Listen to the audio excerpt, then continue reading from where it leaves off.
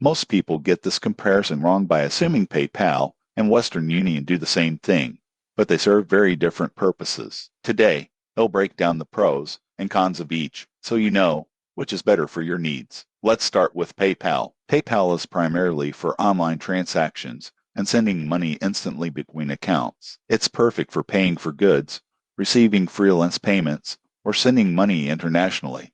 Most people get this wrong by thinking PayPal is limited to online shopping, but it's also widely used for personal transfers with very low fees if you link your bank account. Western Union, on the other hand, is ideal for sending cash to someone quickly, especially if they don't have a bank account. You can send money online or at physical locations, and recipients can pick it up in minutes. The surprising truth is that Western Union's fees can be higher, especially for international transfers, but it's sometimes the only option for cash recipients. Speed and convenience are another difference. PayPal transfers to other PayPal accounts are instant, but transferring to a bank account can take 1-3 business days. Western Union can be instant for cash pickup, which makes it a better option if the recipient needs money immediately. Security is also important. PayPal offers buyer and seller protections for online transactions, which is something Western Union doesn't provide. That's why PayPal is better for purchases and online business,